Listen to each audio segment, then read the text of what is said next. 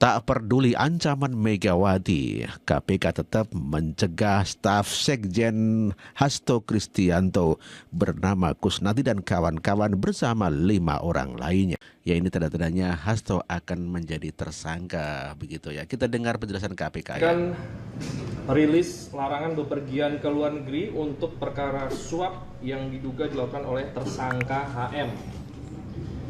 Bahwa terhitung sejak 22 Juli 2024, KPK telah mengeluarkan surat keputusan nomor 942 tahun 2024 tentang larangan bepergian ke luar negeri untuk dan atas nama 5 orang. Yang pertama, inisial K. Yang kedua, inisial SP. Yang ketiga, inisial YPW. Yang keempat, inisial DTI. Dan yang terakhir berinisial DB. Tindakan larangan tersebut karena keberadaan yang bersangkutan di wilayah Indonesia dibutuhkan dalam rangka kelancaran proses penyidikan. Larangan bepergian ke luar negeri berlaku untuk 6 bulan ke depan. Demikian rilis yang bisa. Ya, itulah rilis dari KPK yang mencegah staf Sekjen PDIP Hasto Kristianto. Kalau demikian tentu ini tanda-tandanya Hasto Kristianto dan stafnya akan segera dijadikan tersangka. Sebagaimana kita ketahui bahwa Hasto Kristianto telah memenuhi panggilan KPK dalam saksi kasus Harun Masiku. Namun sekarang terlihat ada kasus lain, yaitu mengenai kasus jalur kereta api. Ya, Hasto Kristianto ternyata sebagai seorang konsultan. Dan inilah keterangan Hasto Kristianto tentang menjadi konsultan. Saya pribadi tidak ada sangkut pautnya dengan hal tersebut, tidak ada bisnis. Kalau saya disebut sebagai konsultan memang di KTP saya, karena dulu saya bekerja di BUMN, ruang lingkupnya adalah consulting, maka saya tulis konsultan, belum saya rubah sampai sekarang di situ, sehingga ya nanti saya akan datang. Terkait pemanggilan Hasto Kristianto di 2 kasus berbeda, KPK membantah tudingan tengah membidik Hasto. Pemanggilan saksi tidak mungkin tidak ada kaitannya. Kalau satu saksi ternyata mengetahui dan perlu keterangannya untuk menjelaskan di beberapa perkara yang berbeda, dan mungkin teman-teman juga tahu banyak saksi seperti itu. Satu saksi tidak hanya 2, 3 perkara yang berbeda, itu sangat memungkinkan. Apakah kita berarti menarget saksi tersebut atau berasal dari latar belakang politik apa, kan enggak. Itulah keterangan KPK yang membantah bahwa KPK membidik Hasto Kristianto untuk segera menjadikan tersangka. Ya, KPK tentu saja membantahnya, dikarenakan KPK tentu saja mempunyai bukti-bukti yang kuat untuk memanggil Hasto sebagai saksi di dalam kasus jalur kereta api itu. Ya, KPK memanggil Hasto Kristianto terkait kasus dugaan korupsi mengenai kasus jalur kereta api. Lain, KPK memanggil Hasto sebagai saksi kasus korupsi pembangunan dan perawatan jalur kereta api di Kementerian Perhubungan. Di Kementerian Perhubungan ya. Juga diperiksa sebagai saksi dalam kasus lain di perkara buronnya Harun Masiku, tersangka suap penggantian anggota DPR tahun 2019. Memanggil Hasto di 2 kasus, KPK membantah tengah membidik Hasto. Sebelumnya KPK juga telah menggeledah kantor pemerintahan kota Semarang yang wali kotanya adalah seorang wanita. Mbak Ita adalah kader PDIP. Tentu saja membuat Ciko Hakim, juru bicara PDIP, akhirnya berkata seperti ini. Pastinya. Dan itu juga terjadi kepada semua kader-kader kita yang tersangkut dengan kasus hukum.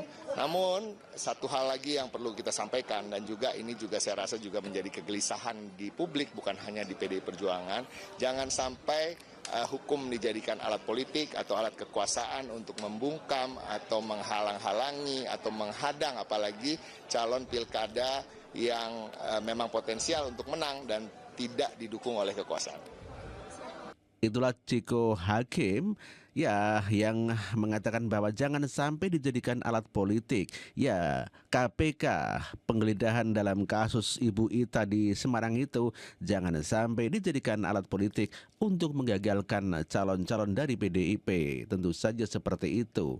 Setelah digeledah KPK, akhirnya Wali Kota Semarang Mbak Ita akhirnya buka suara di depan wartawan. Pelan-pelan. Saya pada saat ada kegiatan di pemerintah kota, saya ada di kantor gitu. Jadi ada, cuman memang kan di atas gitu ya. Dan alhamdulillah sampai saat ini saya baik-baik dan ya mengikuti saja prosedur yang dilaksanakan. Tapi jangan sampai terkait dengan pemerintah Kota Semarang ini bisa juga berjalan. Ya sudah gitu ya. Bu, kemarin sempat diperiksa KPK nggak Bu? Bu, kemarin sempat diperiksa KPK. Sudah, saya tolong hargai saya karena saya sudah menjawab dan saya ada di sini. Saya tidak kemana-mana tapi saya di sini. Sehat ya Bu ya? Ya, alhamdulillah. Sehat ya Bu? Ya. Itulah Wali Kota Semarang Mbak Ita yang mengatakan bahwa dia tidak kabur, bahwa dia tetap di kantor Semarang ini dan tentu saja menjawab pertanyaan wartawan ataupun kecurigaan wartawan ketika KPK menggeledah. Diberitakan Mbak Ita tidak ada di lokasi atau di kantornya sendiri. Sementara itu, kader PDIP di Jawa Tengah menilai bahwa penggeledahan KPK adalah upaya untuk menggembuskan elektabilitas Mbak Ita yang tentu saja akan ikut dalam pilkada. Tidak apa-apa ya, sebetulnya KPK turun ke Semarang ini kan dalam rangka untuk penyelidikan. Artinya belum ada tersangka satupun yang bisa untuk ditahan atau disidik. Semuanya tetap seperti Bu Wali juga baik-baik saja ya, karena memang menghormati proses hukum yang berjalan ini, sehingga hari ini pun beliau masih tetap aktif kegiatannya melaksanakan paripurna untuk penandatanganan KUA dan juga tetap bekerja seperti semula. Ya tentunya itu kan sudah prosedur dari KPK, digeledah, tanyai, itu kan sudah prosedur. Nah, sampai saat ini juga belum ada tersangka satupun. Kalau ada pemberitaan tersangka itu hoax. Nyatanya sampai saat ini KPK secara resmi belum menyatakan adanya tersangka satupun. Berarti masih pencekalan ya? Pun itu tidak menyebut nama siapa yang dicekal. Jadi kita hormati proses hukum dari KPK, biar KPK bekerja menyelidiki ketika ada tindak pidana korupsi, biar itu resiko masing-masing. Kita tetap mendukung upaya-upaya. Itulah Ketua DPC PDIP Semarang Supriyadi yang mengatakan dan membantah pernyataan sejumlah wartawan yang mengatakan bahwa Mbak Ita telah menjadi tersangka KPK. Pada kenyataannya Mbak Ita katanya masih menjadi wali kota dan masih berkantor di Semarang. Dan ini adalah pernyataan Hasto Kristianto terkait wali kota Semarang yang dipanggil KPK atau digeledah oleh KPK menjelang pilkada. Sebenarnya secara historis menjelang pilkada serentak itu memang ada berbagai dinamika politik hukum. Ada politik hukum yang digerakkan oleh kebenaran, ada politik hukum yang juga digerakkan oleh kepentingan politik lain. Ini yang terjadi. Ini yang terjadi dalam pilkada-pilkada sebelumnya. Contohnya dulu di NTT itu saudara Marinus Sae itu juga dalam rangka pilkada. Jika sekarang ini menjadi ambigu di dalam proses penegakan hukum. Hanya PD Perjuangan percaya dan kami menghormati seluruh proses hukum tersebut, hanya harus dilakukan dengan prinsip-prinsip praduga tak bersalah dan mengedepankan kebenaran dalam hukum. Jangan hukum ditunggangi oleh alat kekuasaan. Mas di Banten ibaratnya semua partai kan berada di atas.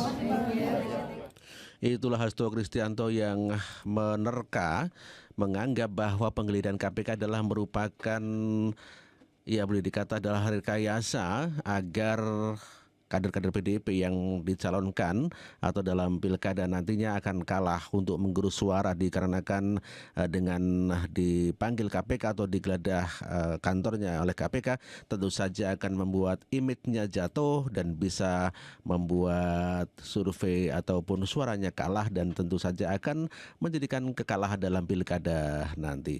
Kecurigaan Hasto ini tentu saja ya berdasarkan kepada pemikirannya seperti itu ya. Namun demikian KPK telah membantahnya. Pernyataan Hasto itu bahwa ini tidak ada tendensi atau politisasi dalam kasus ini untuk menjegal calon-calon dari PDIP.